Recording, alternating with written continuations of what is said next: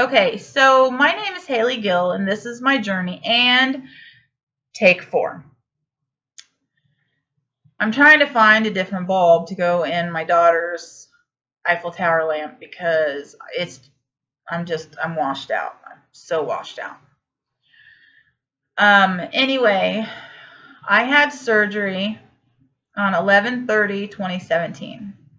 I had the Roux-en-Y, and I want to talk about what led me to come to the decision and to ultimately have this surgery, because this is a life in the making for me. I can't speak for any other patient, so my story is mine and mine alone.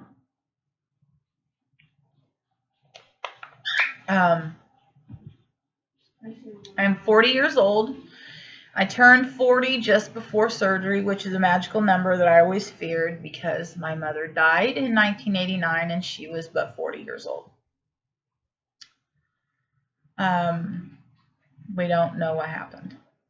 Have no idea what happened to her. She was alive one day and we get up and go to school the next, and we come home and she's gone. So we don't know.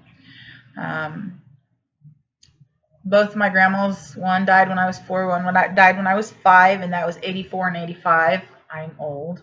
Yikes. And my dad died when he was 48, and that was in 1993. So I was, actually came home from school one day. Me and my siblings lived in a group home. Lots of things led up to an unhealthy lifestyle for me. Lots of abuse, dead parents, an evil step parent. They're not all bad. I don't want anyone to get the impression that they're all bad. Unfortunately, we got a stepdad that was horrible. So I come home from school one day and I'm standing in the office and I'm talking to, I'm not going to give names because I don't feel like that's right. A lot of people's paths have converged with mine, but I don't have their permission to use their names, so I'm not going to. But I'm talking to this lady who works at this children's home, and she says to me that I need to go pack my bag. I had been going to Indianapolis for therapy because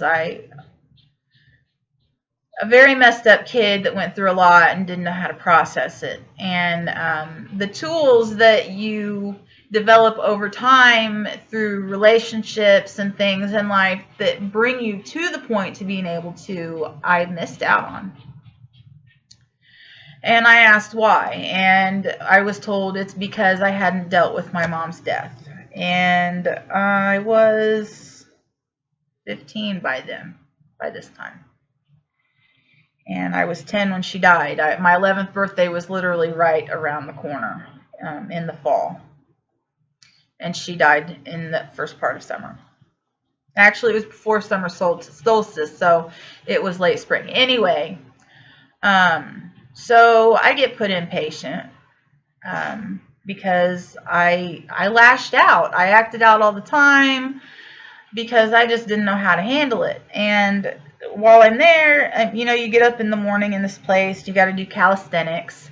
But before you got to get up, you got to stand in your doorway facing the hallway so they do a head count.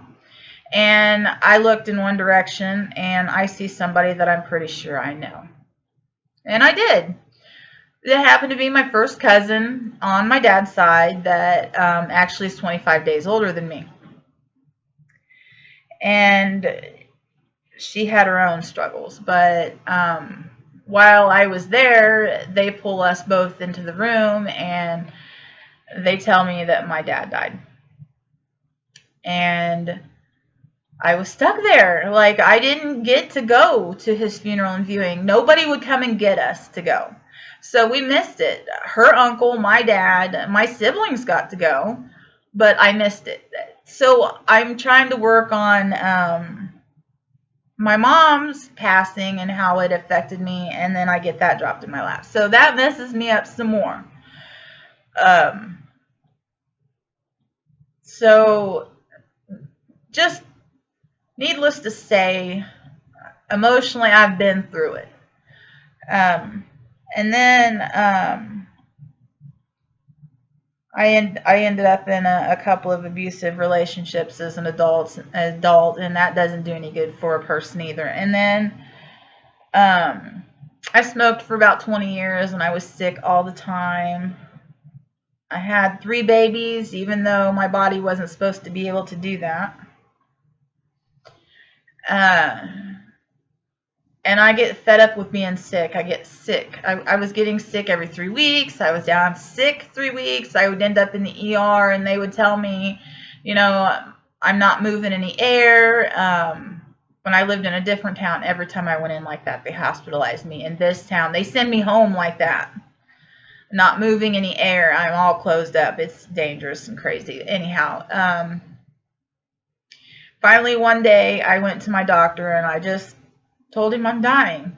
I know I'm dying. I don't want to die.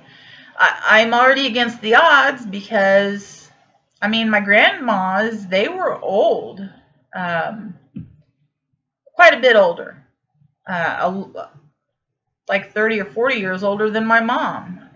So they were up there, and I don't mean that to be a pun to anyone who's in or near that age range. Some people, I have a great friend. I love her to pieces. And she's in her 70s, and I will be devastated if anything ever happens to her. And we've never even met face to face. Our connection is on Facebook. But I love her. She's fantastic. And she's in great health. So anyhow, it's an individual thing. But there just isn't. My dad died of complications of being overweight. It was there. I think medically there is a step past morbidly obese, and he was diabetic, and diabetics do not have. They don't heal fast. And so he bumped his leg on the table, and despite how many times I told him he had a hateful dog, an evil little dog, and I don't hate animals. She was mean. I couldn't go near my dad if she was in his lap, but he let her lick his wound and denied medical help. So he effectively sat and died. He suffered due to an infection. He got staph infection, and so it compounded everything. And so he only lived until he was 48. Great man. If you ever got to know him, he was a great, great man. Anyhow, I have a fat tribe. My dad, I'll love him forever, was a big man. My mom was a small-framed woman, but she carried weight that she shouldn't have.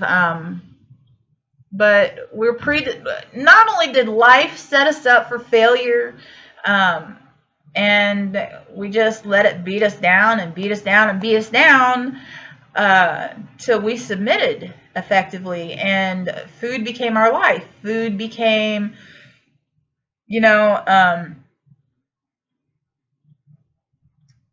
I had a bad day, I would sit and eat. I got bored, I would sit and eat. Following my brother's death at the end of July, I stopped moving, and I started eating everything, and gained 30 pounds. So we all get to where we're at for different reasons. By the time I became old enough to know better, it really was on me. It really was. But circumstances sometimes take such a deep hold, and habits are made, and coping mechanisms are what they are, that we struggle, and then weight becomes an issue. And so here I am. I made a compilation of pictures, a slideshow to show my body before I had surgery, and pictures of after at the hospital. I haven't yet. I'm not ready to share anything from but I will. It's really hard. You suffer so much, and you become, I feel like I was irrelevant. I felt invisible. I still feel like sometimes I don't matter. I'm not gonna lie. I struggle with coping in healthy ways, and that's what led me to be morbidly obese. The truth is that I got myself here once I got to a point where I could make decisions for myself. I did. This is on me. I have to own what I've done to my body. I have a doctor that tells me that when a significant amount of weight comes off, I was born asthmatic, but he thinks my asthma will go away, which unto itself I believe to be a miracle. I have COPD from smoking that will unfortunately never go away, but thank goodness it's not severe. But with obesity and morbid obesity, it aggravates these things. And I have PCOS, which stems from being overweight. It throws hormones out of whack, which they say that it will probably go away when my weight comes off, which will be another miracle. I will celebrate this. I have arthritis in my shoulders, which I'll show you this. I have fat flaps, and they're full pretty well of fat still. I haven't lost enough weight, but the weight makes my arthritis worse. And I have degenerative disc disease. The entire lumbar section of my back is toast. I have nerve damage from it. I have scoliosis and spondylosis, which effectively, when a significant amount of weight comes off, the stress on my spine will go away. And every once in a while, my right leg will lock up. I have nerve damage that affects my right leg. I get numbness periodically in it. It's no fun. Like, I am right-handed, so the right side of my body is supposed to be my strongest. My right leg is not my strongest. I did these things to myself. Me. It wasn't even a matter of I was eating too much. It was, I got to a point where I stopped being active, and my food choices and when I would eat, why I was eating, all set me up for failure.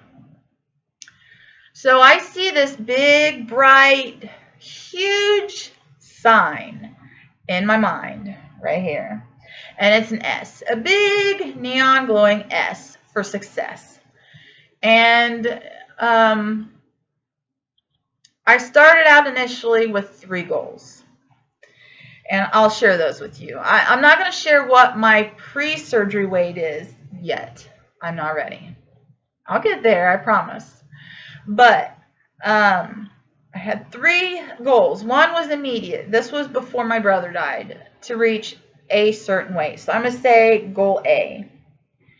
And then by surgery, goal B, which I'll tell you, I wanted surgery weight to be 260. Goal 3 is a 2-parter. It is healthy, and the number is 180. And some people may say that 180 is a lot, but when you carry what I have been carrying, 180 is a magical number.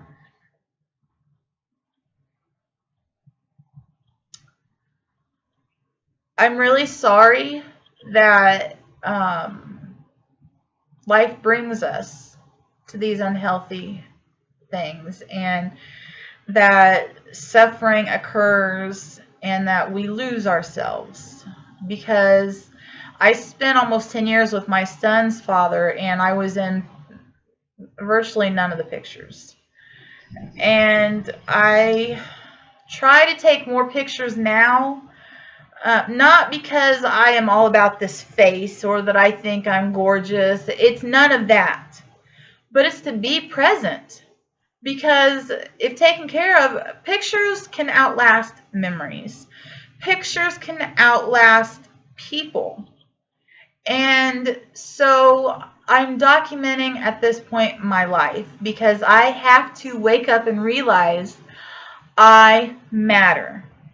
My needs matter. And mostly what I have neglected is my happiness matters. My happiness for me may not be what somebody else projects and thinks my happiness should be. But they're not in my head and they're not in my heart. And so they don't understand, or they don't know, or they don't want to know. And so I want to be healthy. And if I have 20 pounds of sagging skin on my body, I don't care. I'm still going to be beautiful because I have earned it. No one can take it from me. And I'm not just doing this to prolong my life for myself, but even though I have an 18, a 17, and a 14-year-old, and my mom was 40 and I was 10, my sister was just turning 12, my brother had just turned 13. My sister's birthday literally was not 2 full months after our mom died. And my brother is a spring baby. So every choice now that I make against the clock. So even though my kids tend to hate me because I'm a hard parent, I parent because of what I know. I parent the way I was parented in the children's home here. We didn't per se get grounded. We got restriction, which means you were probably busted down to level 0, and you didn't get an allowance. And most of them, and for some of my punishments, we sat in a chair in the dining room.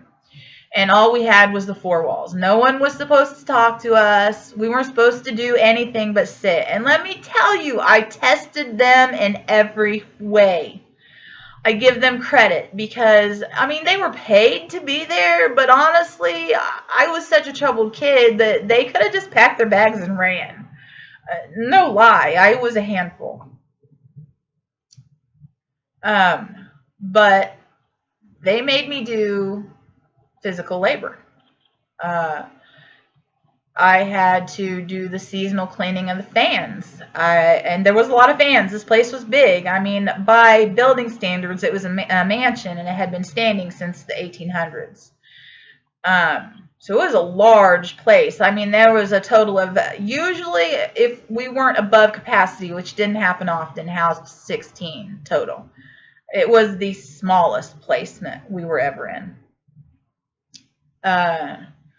And we kids did all the housework. Like, we did the dishes. We didn't cook. At a certain point, we were allowed to do some laundry, but they had somebody, great, fantastic little lady. She did our laundry, and another one who did our cooking. But, we did all the sweeping and the mopping and the vacuuming and the cleaning of the bathrooms and doing the dishes.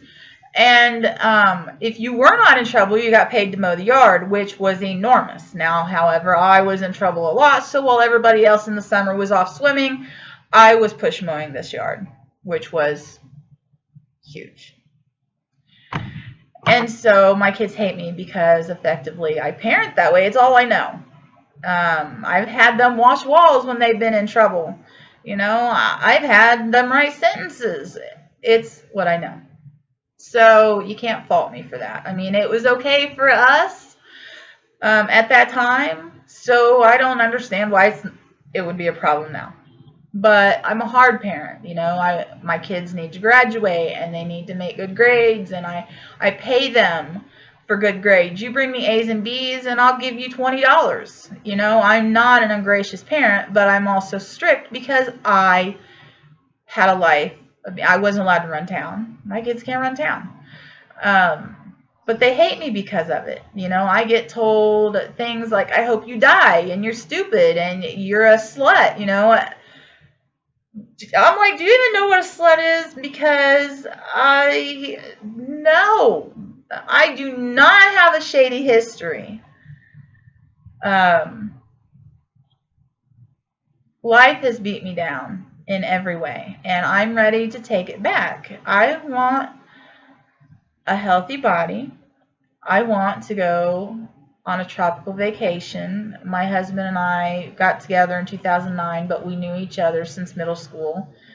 We have this big thing back and forth because we knew each other. There are four of us in this group of friends, and one of my friends had me and our other friend convinced that my husband and her, he wasn't my husband then, were a couple. And my husband says that's not the case. I was into you.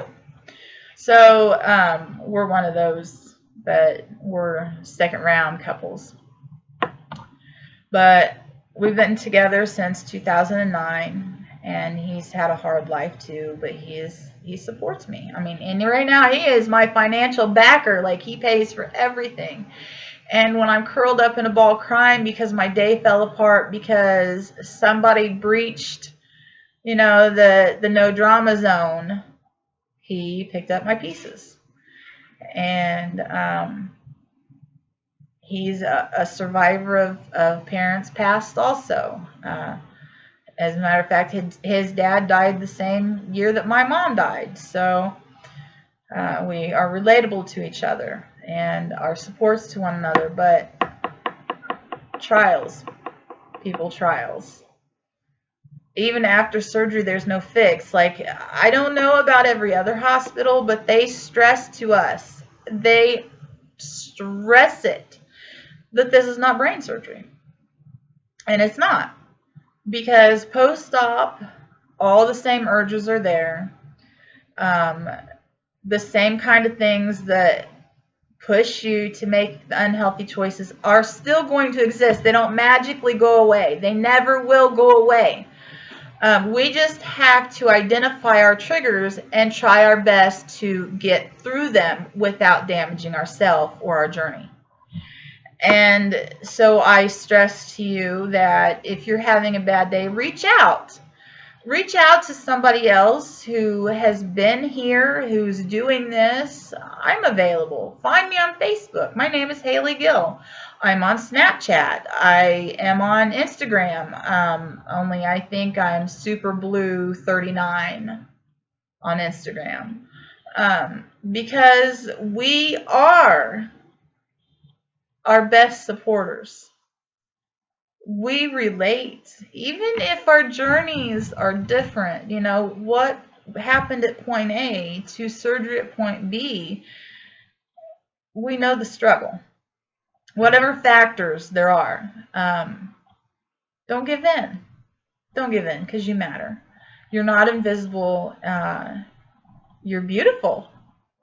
There are lots and lots of songs that I listen to because of the message they send. Because we are beautiful, and the world fat shames us, and that makes us sick. You know how many times somebody has said to me, "You're fat"? Excuse me. And my response is, could you be any more original? Like, isn't there something else that you can say? I know I'm fat.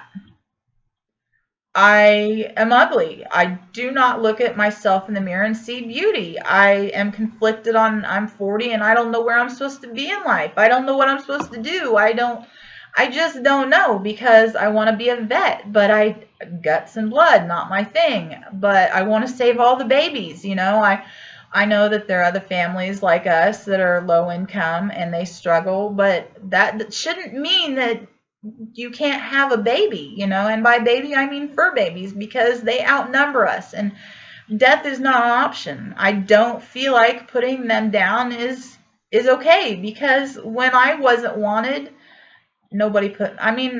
emotionally I was put down, but nobody killed me.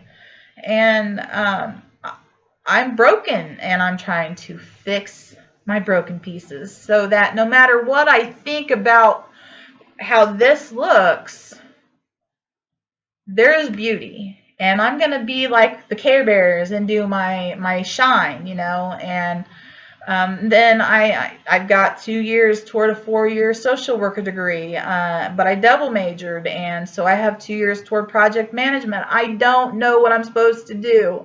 So I'm hoping that this journey leads me, because my heart is conflicted. I want to help everybody. I want to do so much, and yet I'm this one person and I'm so poor. How am I supposed to help anyone? I'm struggling to help myself. So to this I say I love you. And if you're having problems and you're having doubts and you're just unsure and your struggles are bigger than you're okay. And you're going to make it. And I don't measure your journey against mine, but I know that somewhere in there is a survivor, and that's why you've come through what you have. So you are not so broken that you're not Humpty Dumpty, you are going to be put back together, and you're going to be glorious and fantastic, and it's huge to feel that, to not be invisible anymore. I mean, to be a big person and to feel like everybody overlooks you. I feel that right now. I feel it because I need help, in different ways. I'm 40. I want to stand on my own. My husband and I we don't get help. We don't. I mean, our parents are gone, so when we run across troubles, there is nobody but us. If we can't figure out how to make it work, it just doesn't work. And so, self-reliance is huge. But when you ask somebody who says they love you to help you and they ignore you, that hurts. That's bad, And so, wrong eye. I keep doing this to myself. I should have a mirror behind my laptop, which, by the way, again, my quality of video sucks. I'm going to try to work on that. It's just, I want to matter. And that's me bearing my soul. I want to matter, and I want to do things. I don't want to die, and never having done anything. I mean, my children are an accomplishment, because my body, I was told young, just wasn't made to do this. It wasn't. A severely tilted uterus plays havoc on carrying a baby for 9 months, and yet I got 3, and I got 3 handfuls that challenge me. I got one right now that swears she hates me, and that's fine. It's fine. I have friends who tell me that if they get mad at you, and not the wishing death part, because I've had some pretty horrible things said to me by my kids, which it messes you up.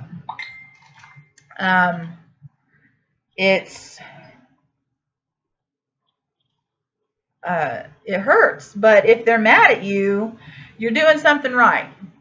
And so I say,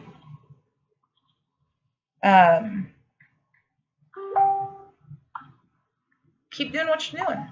I love them, but that doesn't mean I have to be a pushover, and it doesn't mean I have to neglect me. But I will tell you this: I don't put myself first. My husband is always telling me that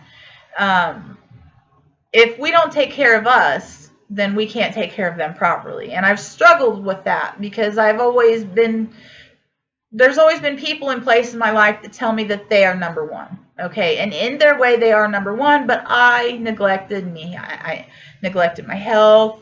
I need shoes. It's not in the budget. I'm gonna need clothes that are not in the budget.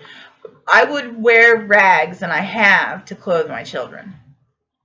And my husband tells me that that's wrong. And so it depends on who you are and what lifestyle you've had. You'll disagree with me, or you won't.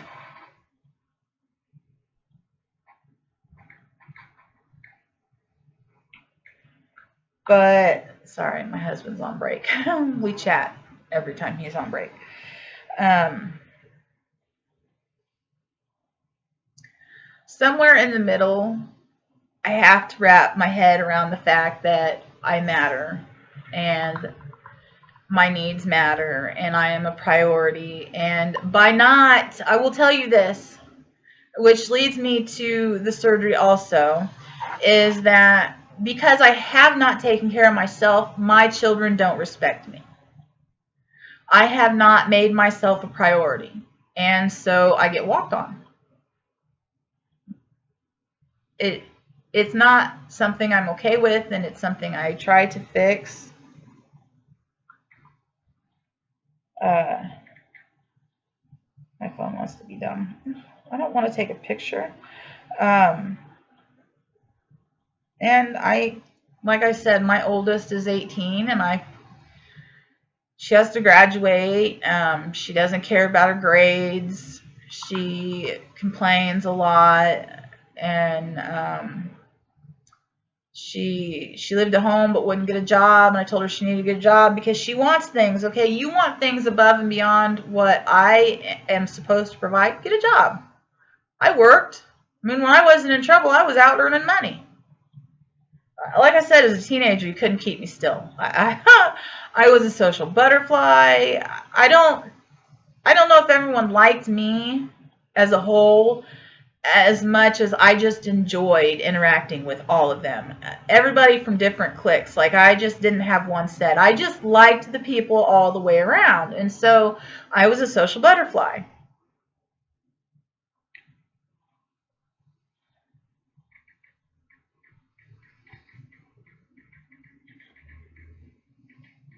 Uh, my husband's trying to make sure I'm eating because he loves me.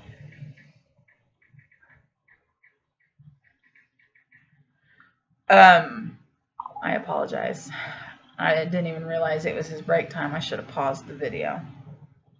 But I keep getting off track, but it all brings me full circle back to we have to take care of ourselves. And it is okay to do that. And as I say that to you, I know that I still struggle with that. I know I need to somehow figure out how to fit new shoes into my budget, but I can't. I have these tennis shoes. Actually, my oldest daughter gave me these tennis shoes because I literally walked holes in the soles of my ones before this. Um, but they have the mesh top, so during the summer, air gets in and keeps your feet cool. But down on the side by the sole, I have holes.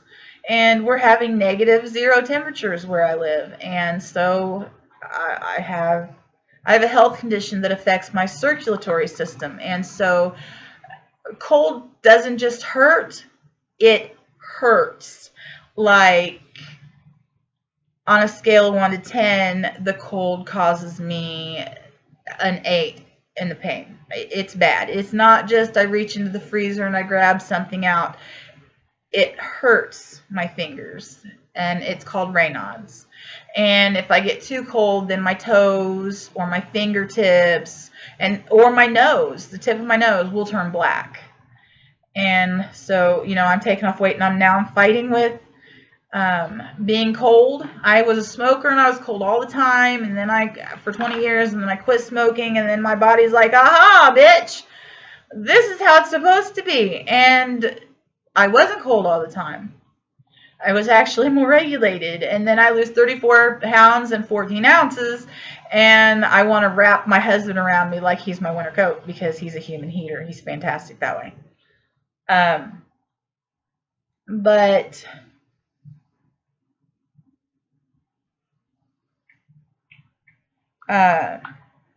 still trying to make sure I eat. I just don't know how to make me that way. So I'm hoping that I get confidence as I start to shed more weight, because I don't have the confidence. Like, I wouldn't go into a club and dance. I would not go into a club and dance because I have too many jiggly parts, and I don't like the jiggly parts. But as a teenager, I would bust a move. It didn't matter, but I wasn't carrying all this. Um,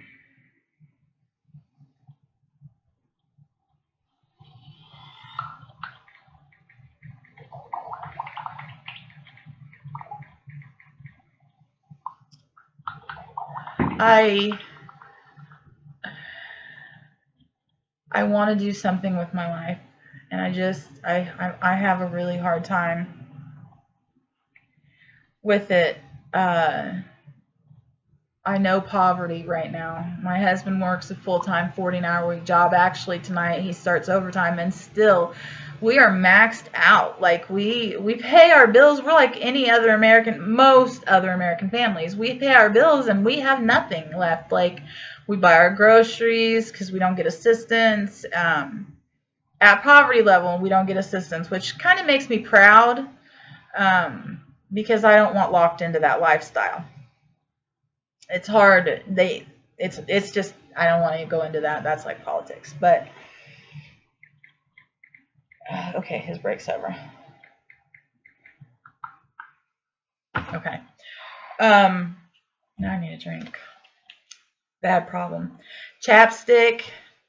Um, don't want to show that brand, but I have like 4. I have to have them now at all times, always. Never kept a drink by the bed, but I wake up on and off through the night because my tongue is sticking to the roof of my mouth. My mouth is so dry. And it's bad. And you have to take little bitty sips or you'll hurt your pouch. I haven't named mine yet. I thought about spring because winter is the dead season, but spring brings new life. So I thought about naming it spring, and I was like, I don't know. So I was looking up spring in other languages to see if something seemed prettier. I don't know, but love you. Don't be a doormat. Being a doormat leads to this. Leads to this. My 17-year-old and I, we're all it's like back and forth to each other just because we're goobers like that. And we have a special relationship. She can be quite the jerk, but I love her so much. She'll look at me and say, "Mom, I'm tired of your bullshit," and I'll say, "Score! Oh, you saw my fat. Oh, there's fat everywhere. I gotta not do that. Gotta not do that." So, but I'm not making this video to go on about our income because that's not it. I do want to stress though that nobody in the 6 months to a year leading up to surgery, nobody talked about expense. I mean, insurance covers the surgery. It covered 100% of my surgery. But nobody tells you the day you come home from surgery, your spouse is going to have to go spend $200, which is between the vitamins I needed, to my baby spoons, because I had other baby spoons, but my children like to throw things away instead of do the dishes. Yeah, that's a whole different type of my food scales. We had already bought the little 1-ounce cups. I found them actually at a local supermarket on clearance. So we grabbed up 2 bags, which I wish I would have grabbed more. And then he spent a slew of money on baby food because it's already in that pureed state. But I honestly couldn't handle it. So I'm going to find somebody to donate baby food to. Actually, I think there was a family that just had a house fire locally and they have a baby. I think that they're going to get the baby food. I want to help. I just don't know how to help. I want to be able to help support my family, but be supports to others. I always say, you see these? For a woman, I have broad shoulders. So I have 2 sayings actually, and I've been saying them for years, even since I was a kid. But I have broad shoulders, which means that I am able to withstand more. It sucks because of all the death and stuff that's been in my family. But I have these shoulders, and I tell people they're broad for a reason. I want to help people. It's not that I'm nosy and I want to listen to all their problems, but I have these for a reason. Like, I have been able to shoulder every crisis in my life. Whether I handled it well or not, I've never been a drug addict. I'm not an alcoholic. Statistics say that because my life has been the way it has been, that I should have fallen into a category with major addiction, which food would fall, I guess, into an addiction, and smoking an addiction, but nothing beyond that. Not pills, not needles. I've lived a very clean and pure life as far as that goes. No sex addiction, which with mental health problems, which I do have some, that goes hand in hand, but thank God for me, that's not a part of my story.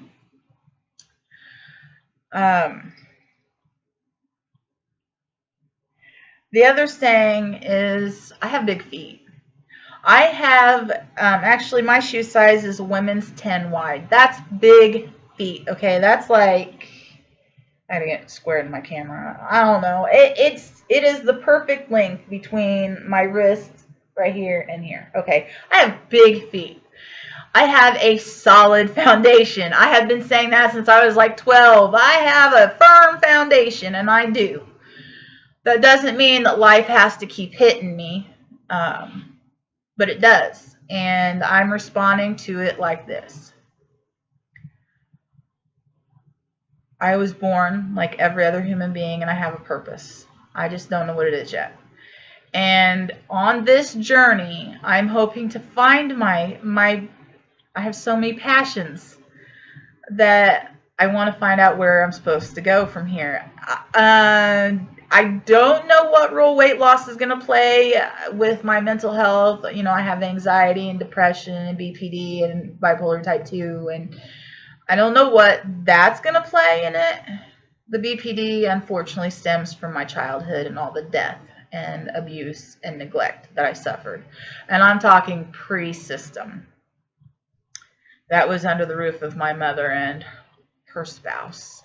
Not my father. My father was a good man. But I want to do things. I want to help people. I want to help animals. My husband and I have this saying together. We both share this belief that the world belongs to them, and we're in borrowed space. And we need to treat them and their world better. And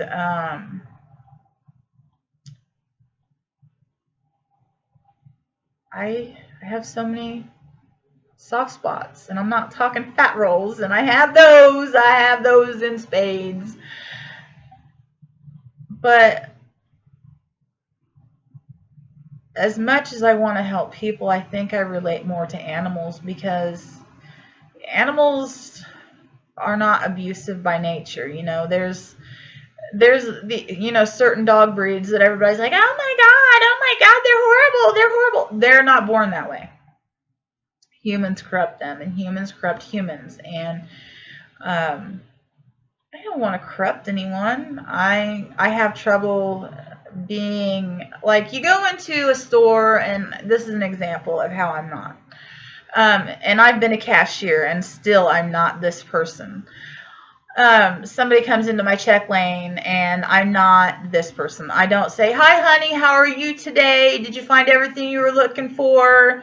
I mean, I'll say that. But the honey, okay, sweetheart, have a good day.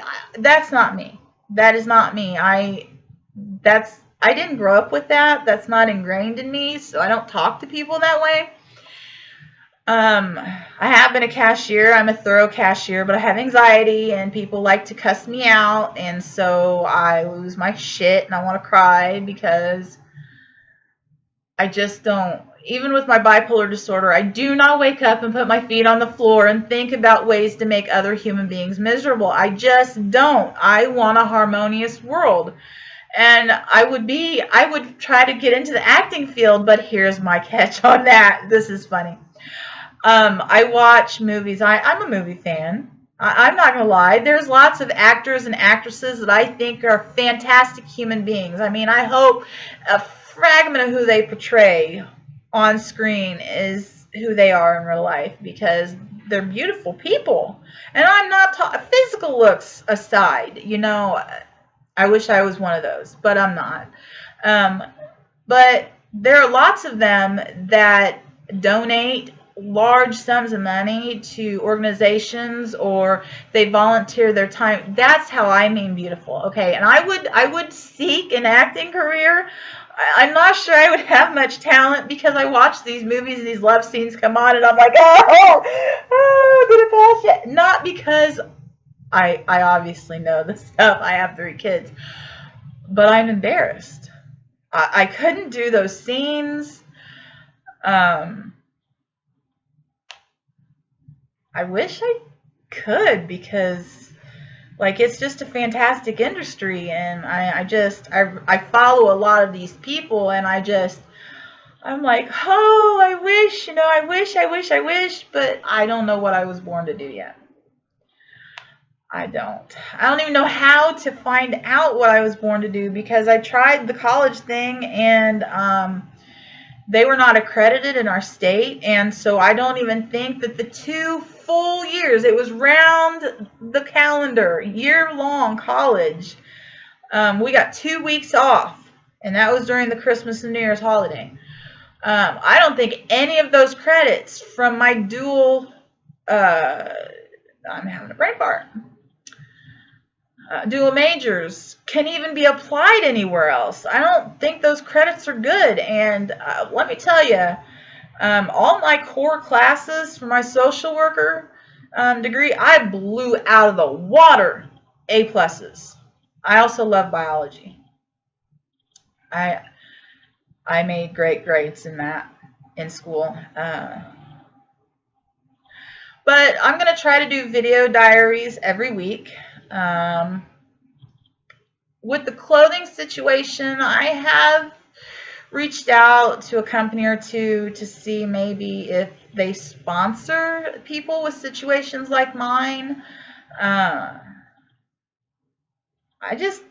the ones I've reached out to have beautiful things, but I can't afford $50 for a pair of pants, or $50 for a shirt, or $148 for a dress. There is a website that has dresses for that. I just can't. And I wouldn't mind donating whatever I, ungrow, because I can't say I outgrow it, because I don't go past it. I'm going to go less than that. I would donate, you know what I mean? So I don't know. I'm not sure. In an ideal world, nobody would struggle, but that's just not how life really works. My son is messaging me. We don't all come from money, but that doesn't make us bad people, okay, by any means. I just don't know. And I've tied up an awful lot of time on this video with the I don't knows. All I can say is this. I am glad I had the surgery. If I'm going to be completely honest, I'm thankful for that. It's been rough. Like I said, my pouch is not agreeable. Like, I can tolerate my decaf coffee with protein shake mix in it. I can tolerate water, not really like I did before surgery. I'm going to go shopping for a big cup, a big, pretty cup. I'm not sure if I'm cleared for straws yet, and most big sports cup have some kind of straw. And the winter is hard. I can't get out and walk. So I've been looking at the effective secondhand websites, yard sale, Facebook pages for a treadmill. But honest to God, even for something like that used, is going to cost me this, my whole arm. And we have to budget like everybody else. You know, there has to be food. Everybody's got to eat, and our bills need to be paid, and I need my vitamins and whatnot. And so I'm so thankful for my husband. I mean, he really just, I can't praise him enough because he does so much for us that I've even considered, you know, selling stuff from home to help, but video quality right here is not good, so I don't know how that would pan out. Noises old houses make. And so if anyone has any suggestions or comments or feedback, please no hate. Just none. I can't handle the hate. I don't understand the desire to hate or spread hate. And I have mental illness, and I can tell you I have days and when my anxiety rears its ugly head or my BPD has got me in the grips, and I am super sarcastic and not nicely, you know, like I could be a really whacked out comedian. Every time I get mad, people are laughing at me and I'm just like, quit. I'm mad. And then they laugh harder. So I don't know, but I want to save the world. How do I do that? How do I save myself and save the world? That is the question. Like I carry the weight of so much on me that it is detrimental. I want to help you. I want to be a support. I want to be somebody in your corner. I want to be somebody my kids can count on. I have 2 girls and a boy, and man, oh man, I can't ever have just one acting out. There's 2. They tag team.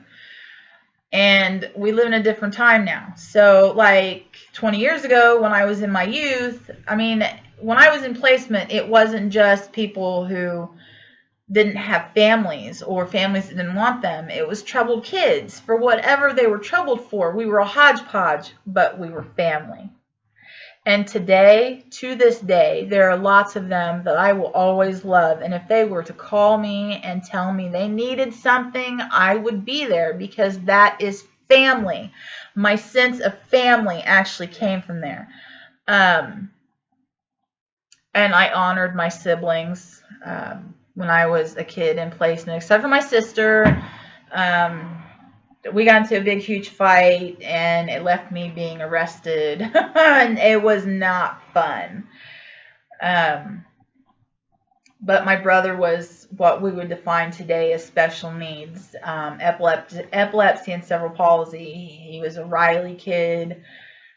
Just special, you know, and to this day, when I see things out for Riley, I donate to it.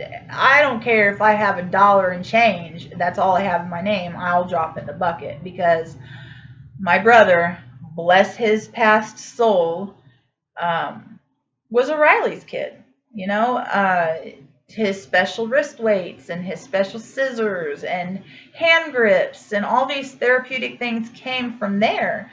A big part of our time at home, I think we maybe went monthly or bi-monthly for him to Riley. We all, you know, Mom would call us out of school and we would go, and that's where he got his love for White Castle. And anyway,